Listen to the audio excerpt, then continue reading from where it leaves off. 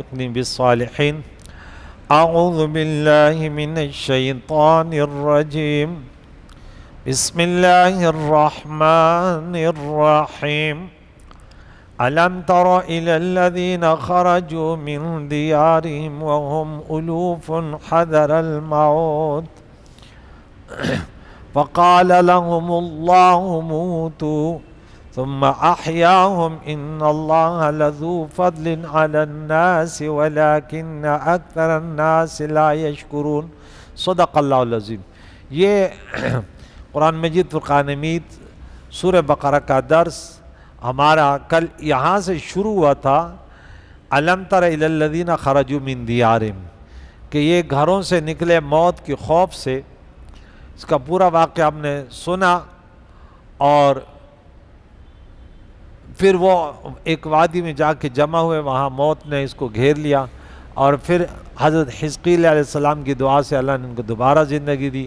اور پھر آگے اللہ تعالیٰ نے فرمایا کہ کون ہے جو اللہ کو قرض حسنہ دے تو اللہ اس کے لیے بہت گناہ بڑھا دے گا، دگنا چگنا لا تعداد، اور اللہ تعالیٰ تنگی اور کشادگی فرماتا ہے، اس کی طرف تم پلٹ کے جاؤ گے۔ آج کا سبق ہے أَلَمْ تَرَ إِلَى الْمَلَإِ مِنْ بَنِي إِسْرَائِيلَ مِنْ بَعْدِ مُوسَىٰ۔ اب دیکھیں، گزشتہ آیتوں میں جہاد کے متعلق یہاں ذکر ہوا، یہ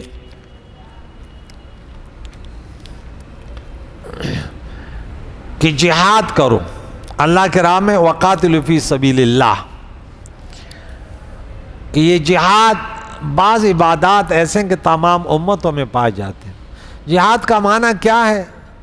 اللہ تعالیٰ کی وحدانیت کا پیغام پہنچاؤ لوگوں تک، ان کے لیے محنت کرو، اور ظالموں کے ہاتھ رکھو، مظلوم کی مدد کرو، عدل اور انصاف قائم کرو، اس کے لیے محنت زبان کے ذریعے اور اعمال کے ذریعے، کردار کے ذریعے، مال کے ذریعے، اور تلوار کی اگر ضرورت پڑے تو تلوار کے ذریعے، یہ جہاد ہے۔ جہاد بالمال، جہاد باللسان، جہاد بالسیف۔ اب بعض لوگ اس کا پروپیگنڈا کرتے ہیں کہ بھائی جہاد کا معنی ہے کہ قتل و غارت اور خون، یہ نہیں ہے، یہ معنی غلط ہے۔ اس کی مثال میں آپ کو دے دوں کہ جس طرح ڈاکٹر جو اسپتال بنتے ہیں وہاں پہ ڈاکٹر ہوتے ہیں، اب کوئی کہتے ہیں کہ ہسپتالوں میں لوگوں کا خون بہایا جاتا ہے، فساد کیا جاتا ہے، یہ بات کرنے والا یہ بڑا مکار ہے۔ حالانکہ ہسپتال تو انسانی خدمت کے لیے بنے گئے، انسان کی جو صحتیابی کے لیے، کہ انسان بیماریوں سے بچے، حتی الامکان ان کے لیے بھاگ دوڑ کرے، اسی لیے بنے نا۔ لیکن ایک شخص غلط وہ تعبیر کر رہا ہے کہ بھائی وہاں تو چیرتے ہیں، وہاں تو سوئیاں چبوتے ہیں، تو وہاں تو بھائی یوں ہوتا ہے، اور وہاں لوگوں سے پیسے لیے جاتے ہیں، تو کس قدر مکاری ہوگی۔ جہاد امن قائم کرنے کے لیے، کہ انسان چوری کرتا کیوں کرتا ہے، دوسروں کا مال کیوں چھین رہے، دوسروں کے مال کی حفاظت کے لیے اب چور کے ہاتھ کاٹے جائیں کہ بھائی ایسے نہیں کرو۔ السارق والسارقۃ فاقطعوا ایدیہما جزاء بما کسبوا نکالا من اللہ۔ اب غیر شادی شدہ کو 100 کوڑے لگتے ہیں، کیوں؟ کہ ہر کوئی کہتا ہے میری عزت جو ہے آبرو محفوظ ہو، تو اس لیے کیا گیا کہ کوئی کسی کی عزت کو نہ چھیڑے۔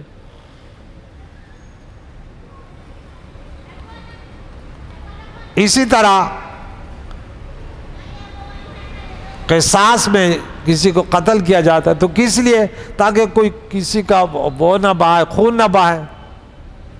کیونکہ سورہ نمبر 4 میں آیت نمبر 93 میں پڑھیں گے کہ سب سے بڑا گناہ وہاں جو سزائیں بیان کی گئی ہے کہ من قتل مؤمنا متعمدا فجزاؤہ جہنم، اس کا بدلہ جہنم ہے، اس میں ہمیشہ رہ گئے، اس پر خدا کی لعنت ہے، اس کے لیے بڑا عذاب ہے۔ اس عذاب سے روکنے کے لیے قصاص لاگو ہو گیا۔ شرک کتنا بڑا گناہ ہے کہ ان اللہ لا یغفر ان یشرک بہ ویغفر ما دون ذلک لمن یشاء۔ اسی سورۃ نمبر 4 میں، سورہ نساء میں آیت نمبر 48 اور 116 میں پڑھیں گے انشاءاللہ. تو اس سے بچنے کے لیے، ہمیشہ جہنم سے بچنے کے لیے بت پرستی سے لوگوں کو روکنا. تو یہ چیزیں، تو یہاں رب فرماتا کہ یہ صرف امت محمد میں جہاد نہیں ہے، بلکہ جب بھی انسانیت کی خدمت کے لیے اللہ نے انبیاء بھیجے، آسمانی کتابیں آئی ہیں، ان لوگوں میں امن، کیونکہ انسان کی فطرت میں کیا ہے؟ فساد کا مادہ ہے، التشگیر مادہ. جس گاڑی میں وہ ہوتا ہے نا وہ تیل پیٹرول وغیرہ، اس پہ لکھو ہوتا ہے التشگیر مادہ، یعنی آگ کو گھیر لیتے. تو انسان کے اندر یہ مادہ ہے، شہوت غضب ہے. اگر اس کو شتر بے مہار کر دیا تو یہ کیا فساد نہیں کرے گا. اگر خوف آئے گا کہ یار ہاتھ کٹ جائیں گے، یہ ہوگا، تو پھر یہ جو ہے ذرا دب جائے گا. اسی کا نام کیا ہے؟ جہاد. فساد کو ختم کرنا، عدل قائم کرنا. یہ اس مادے کو آگے جو فرشتوں نے اعتراض کیا تھا، تجلفیہ میوسفیہ اور اس کو دماغ، اسی بیماری سے نجات دلانا، یہی جہاد ہے. تو رب فرماتا ہے کیا تو نے نہ دیکھا اے محبوب بنی اسرائیل کے اس گروہ کو جو موسیٰ علیہ السلام کے بعد، موسیٰ علیہ السلام کی بات ہے، یہ شمویل علیہ السلام کے زمانے کا واقعہ ہے، جب بنی اسرائیل جالوت بادشاہ کے مقابلے جنگ کرنے بھیجے گئے تھے. جالوت قوم عمالقہ کا بڑا ظالم بادشاہ تھا، جو بنی اسرائیل کے نافرمانیوں کی وجہ سے ان پر مسلط کر دیا گیا. جیسے اس کے ابتدائی دور میں بنی اسرائیل میں فرعون مسلط کر دیا گیا.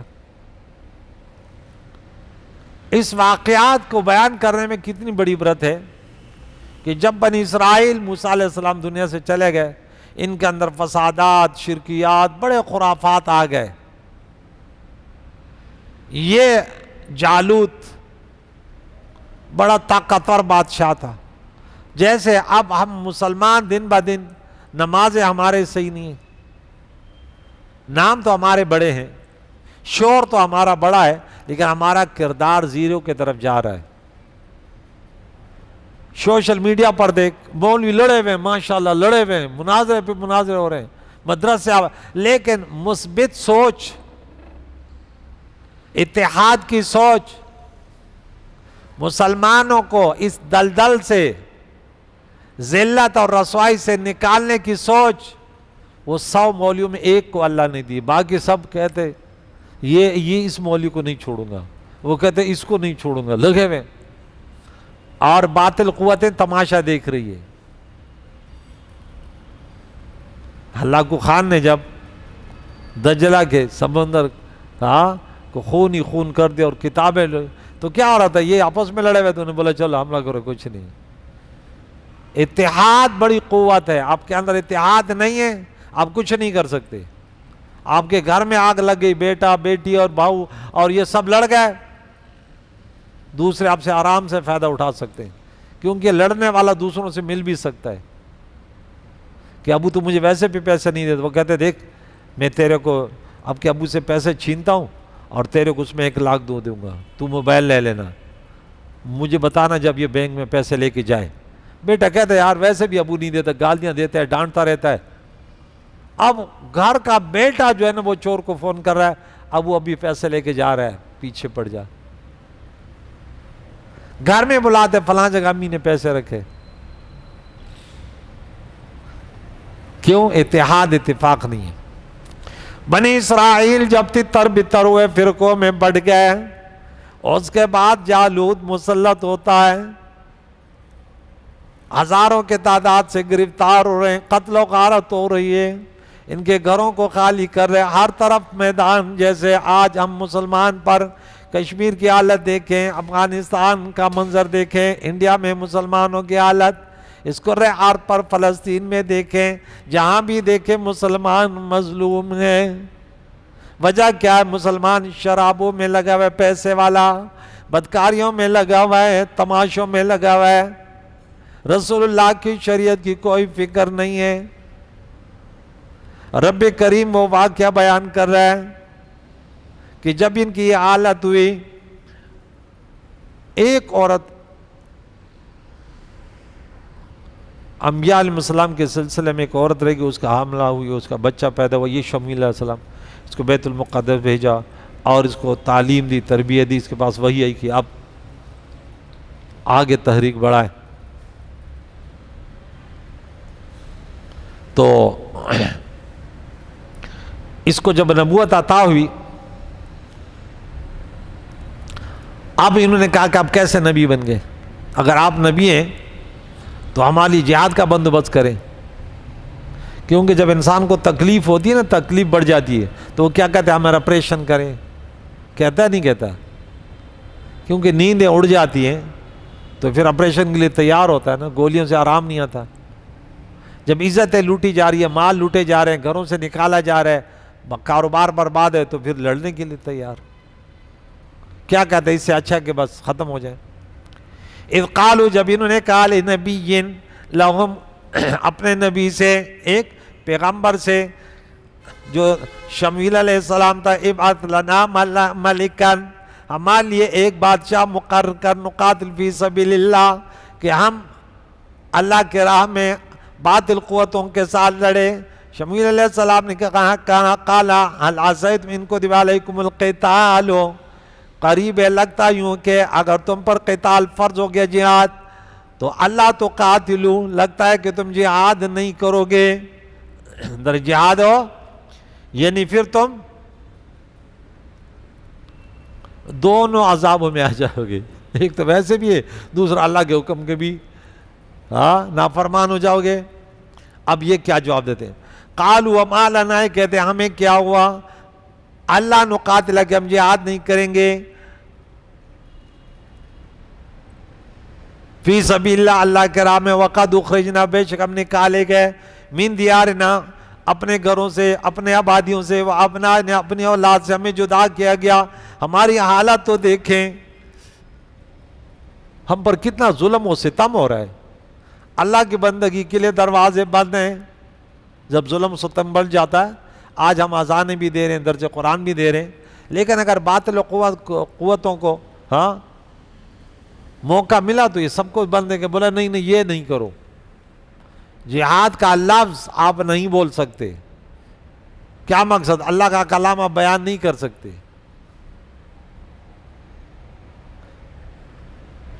تو یہ ہوگا، ایک دن یہ ہوگا، اللہ وہ دن نہ دکھائے۔ آج تو ہم کھل کر بول رہے ہیں، ہم دنیا والوں تک عدل انصاف کی بات پہنچاتے ہیں کہ اسلام کے خلاف سازش نہ کرو، ایک دن پچھتاؤ گے۔ ان الدین عند اللہ الاسلام، تم بھی اللہ کو مانتے ہو، اور اللہ کے ہاں پسندیدہ دین صرف اسلام ہے۔ انہوں نے بولا کیوں نہیں لڑیں گے؟ ہم لڑنے کے لیے، فلما کتب علیہم القتال تولوا الا قلیلا منہم، جب ان پر جہاد فرض کر دیا گیا تو یہ پھر گئے، جہاد سے منہ پھیر دیا، مگر بہت کم ان میں۔ کتنے؟ 313، 70,000 لشکر تیار ہے، اور آگے واقعہ پورا بتاؤں گا۔ اور جب طالوت کے ساتھ لڑنے گئے تو بولے نہیں، ہم جالوت سے نہیں لڑ سکتے۔ کوفہ والوں نے اہل بیت کو بولا آ جاؤ، ہم جو ہے نا یزیدیت کے خلاف، ان کے فحاشی عریانی کے خلاف لڑتے ہیں۔ جب انہوں نے دباؤ ڈالا، بولا ماما زپکی نیما، افسوس کا مقام ہے۔ اللہ دنیا کی فتنوں سے بچائے۔ واللہ علیم بالظالمین، اللہ ظالموں کو خوب جانتا ہے۔ اب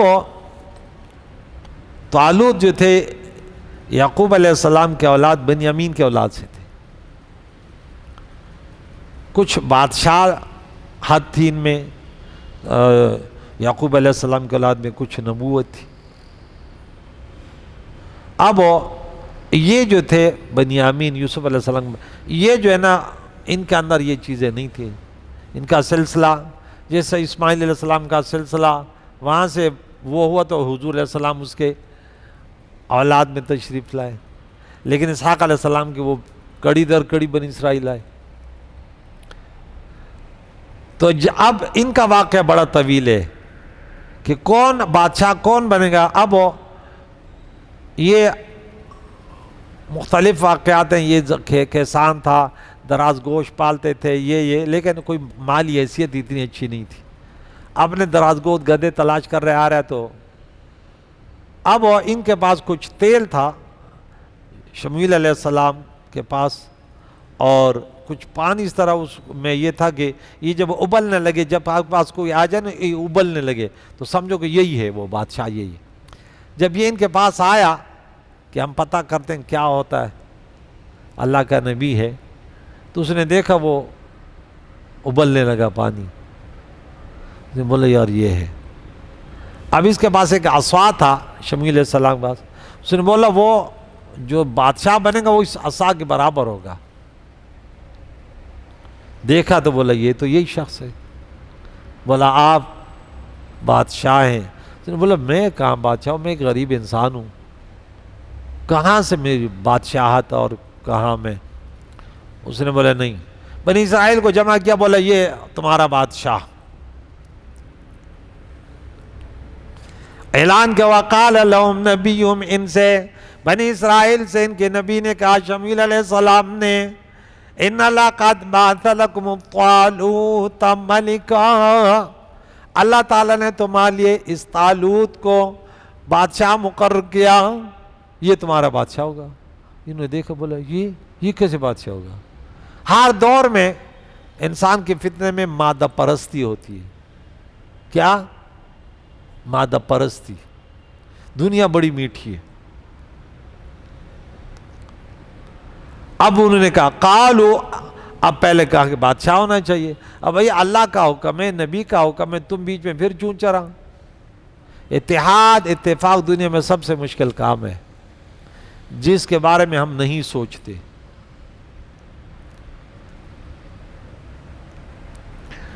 کہنے لگا انا یکون لہ الملک علینا، ہم پر یہ کیسے بادشاہ مقرر ہوگا، اس کے لیے بادشاہت کیسے ہوگی ہمارے خلاف، ہم پر یہ ہمارا بادشاہ کیسے ہوگا.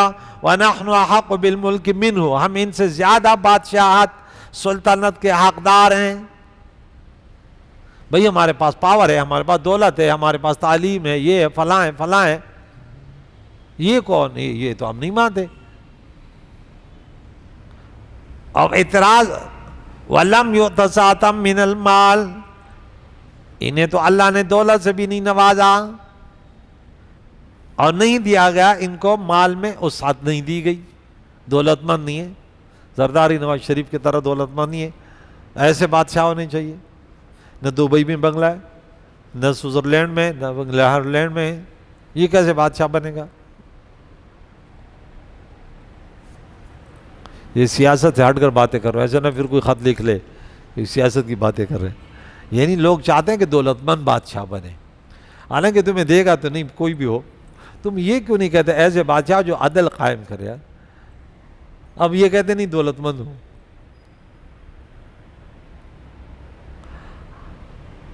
اللہ کے نبی نے فرمایا قال ان اللہ اصطفیٰ، سب سے پہلے بات یہ ہے اس کو اللہ نے ان کا انتخاب کیا، اللہ نے ان کو چنا. اس پہ کیا اعتراض ہو سکتا ہے؟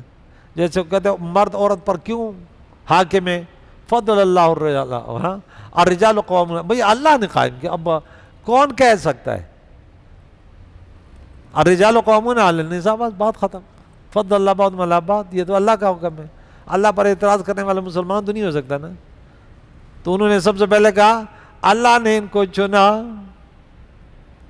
وَزَادُوا بَسَطًا فِي الْعِلْمِ وَالْجِسْمِ، دو چیزوں کی ضرورت ہوتی ہے بادشاہت کے لیے، علم کی بھی فراوانی ہو اور جسمانی بہادری طاقت بھی ہو، دونوں ان کے پاس ہے. ان جیسا بہادر کوئی نہیں ہے، ان جیسا مجاہد. اب بادشاہ لڑنے والا ایسے بادشاہ نا کہ پیچھے پیچھے بس چھپ جائے کہ میرا خیال رکھو. بادشاہ تو آگے آ گیا نا، بہادر ہو. اللہ نے علم سے بھی نوازا، علم کی بھی ضرورت پڑتی کہ کس طرح فیصلہ آپ کریں، بادشاہ ہے تو علم کی تو ضرورت ہے۔ دونوں دولت ان کے پاس ہے، مال کے مقابلے میں دولتیں بہت زیادہ ہیں۔ مال کیا ہے؟ مال سے کیا نہ بہادری خرید سکتے ہو اور نہ علم خرید سکتے ہو۔ مال اگر اچھا ہوتا تو فرعون قارون وغیرہ کے پاس اتنا نہ ہوتا۔ علم بڑی دولت ہے۔ عیسیٰ علیہ السلام کے پاس دنیا تو نہ تھی لیکن علم کی دولت، نبوت۔ یحییٰ علیہ السلام دنیا تو نہیں ہے لیکن دونوں چیزوں میں اللہ تعالیٰ نے تو پتہ چلا سلطنت نسب اور مال پر نہیں ہونی چاہیے بلکہ علم اور شجاعت و بہادری پر ہونی چاہیے۔ صدیق اکبر رضی اللہ تعالیٰ عنہ کا انتخاب جب ہوا تو اسی وجہ سے وہ بہادر تھے اور علم سے مالا مال تھے۔ خلیفہ اول، واللہ یؤتی ملک من یشاء، اور پھر بات کہی یہ دونوں چیزیں بھی ان کے پاس ہے، لیکن اصل بات تو یہ اللہ جس کو چاہے بادشاہت عطا کرے۔ قل اللہم مالک الملک تؤتی الملک من تشاء وتنزع الملک ممن تشاء وتعز من تشاء وتذل من تشاء بیدک الخیر انک علی کل شیء قدیر۔ یہ محبوب آپ کہہ دیں اللہ مالک الملک ہے، جس کو چاہے بادشاہ عطا کر دے، جس کو چاہے گدھا بنا دے، ملک بادشاہت لے لے، جس کو چاہے عزت دے دے، جس کو چاہے ذلت دے دے۔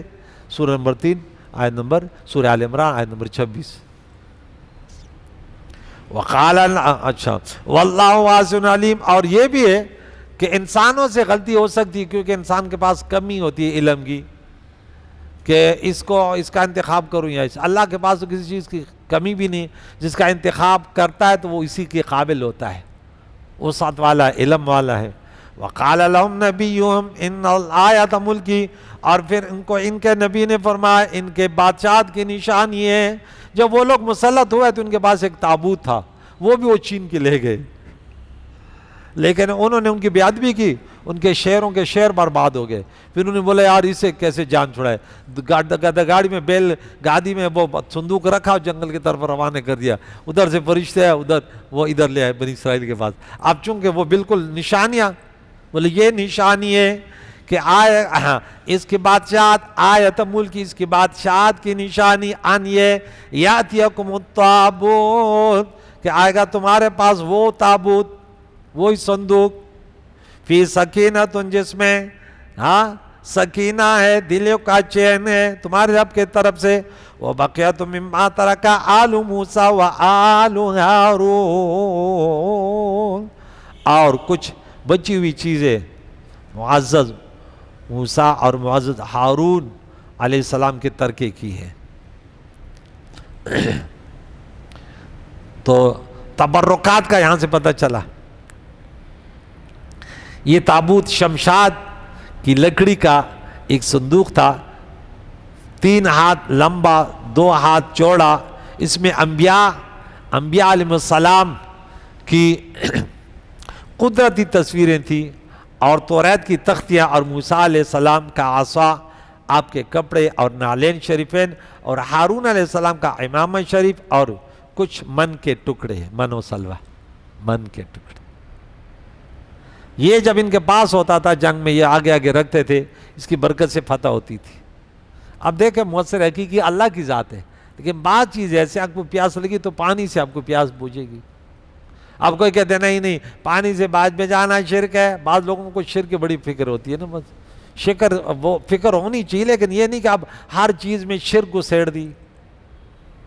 بھوک لگی ہوئی کھانا کھاتے نہیں تو شرک کر ہے بھوک، اب یہ کیونکہ بھوک ایک مشکل ہے اور کھانا تو مردہ ہے، اور مردہ کیسے تمہاری تکلیف دور کر دے۔ آج ایک جگہ پڑھا رہا تھا میں، سورہ یونس میں، دیکھیں یہ 2 باتیں آپ کو بتا دوں نا، آیت نمبر غالباً 38 سورہ یونس کی، 38 نہیں ہے 48 ہوگی۔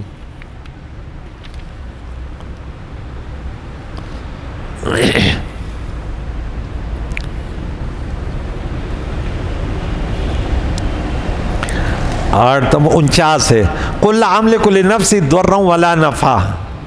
تو میں نے بولا وہ آیت پڑھ دیتے ہیں, اتنی آیت پڑھتے ہیں قل لا املک لنفسی ضرا ولا نفع, بھائی اتنی پڑھیں گے. ارے تمہیں نبی سے کیا فائدہ ہوگا؟ کہتے اللہ نے تو اعلان کیا, یہاں بھی ہے اور سورہ اعراف میں آیت نمبر 188 میں بھی ہے, دونوں جگہ سیم ٹو سیم یہ قل لا املک لنفسی نفع ولا ضرا ولا نفع. تو آگے نہیں پڑھتے کہ الا ماشاء اللہ. کہ دیکھیں میں نے بولا بچوں کو میں نے یہ درج دیا کہ دیکھیں خود کوئی بھی اپنے آپ کا مالک نہیں ہے, تو خود ہو بذات جتنا انسان اختیار رکھتا ہے اللہ کے عطا سے. حضور علیہ السلام پوری کائنات کو ان سے نفع ہے. وہ کیوں کہ اللہ نے فرمایا سورہ نمبر 21 آیت نمبر 107 کہ وما ارسلناک الا رحمۃ للعالمین. آگے خود قرآن کہتا ہے الا ماشاء اللہ. آپ اب الا ماشاء اللہ نہیں پڑھتے. عرب کے سرزمین پہ میں ایک ہوٹل میں تھا تو ایک شخص صاحب باتیں کرنے لگا تو یہ آیتیں پڑھی. میں نے بولا حضور مجھے آیتیں یاد ہیں لیکن اب یہودیوں کا طریقہ نہ کریں, قرآن پورا پڑھیں. یہ آیت آپ آدھی پڑھ رہے ہیں تو ایسے تو نہ کریں نا, آپ آگے پڑھیں. میں ان کو کہتا میں تمہیں نہیں دے سکتا مگر اتنا دوں گا جو اللہ چاہے. تو صحیح بات ہے نا, میں تمہیں نہیں دے سکتا. یہ نے بولا میری مدد کر, میں نے بولا میں نہیں کر سکتا, میں اتنی مدد کروں گا جتنا اللہ چاہے. اب اللہ نے مجھے کروڑپتی بنایا ہے تو اللہ نے بنایا نا, تو میں ان کو کروڑوں روپے دے سکتا ہوں. اب دوسرے نے کہہ دیا کہ ارے فہیم نے استاد جی کو کہہ دیا, استاد جی نے بولا کہ میں تو نہیں کر سکتا. اب مگر جتنا اللہ چاہے وہ بات ہی چھوڑ دی. قرآن کی ایک آدھی پڑھی فتؤمنون ببعض الکتاب وتکفرون ببعض. تو یہاں رب کریم نے فرمایا وہ تابوت ہے کہ اس میں سکینہ ہے, تمہارے دلوں کا چین ہے, اور اس میں موسیٰ علیہ السلام اور ہارون علیہ السلام کے تبرکات فرشتے اٹھا کے لائیں گے. ان فی ذلک لآیات لکم ان کنتم مؤمنین, بے شک اس میں تمہاری نشانی اگر تم یقین رکھنے والے ہو. تو یہی بادشاہ ہے اور یہی اسی کے نگرانی میں تم جہاد کرو گے. کل یہ واقعہ مزید ہم سنائیں گے انشاءاللہ کہ کس انداز سے یہ 313 افراد جالوت کے اتنے بڑے لشکر کو شکست دیتے ہیں. اور وجہ کیا تھی کہ بنی اسرائیل جب بھٹک گئے تھے تو ادھر جالوت, ادھر سے بخت نصر, اور ادھر ان کی آبادیاں بھی برباد ہو رہی ہیں, ہر طرف سے ذلت اور ذلت. اور یہاں تک پھر آگے آتے آتے کہ رب نے فرمایا وَبَاءُ بِغَضَبٍ عَلَىٰ آدَمَ, اللہ کے غضب میں گرفتار ہوئے جب اللہ کی بندگی چھوڑی, دنیا پرستی میں, پھر قواریستی میں, پھر قواریت میں لگ گئے. تو وہ حالت ہماری نہ ہو کہ اللہ کے نبی نے فرمایا کہ تم بالکل سیم ٹو سیم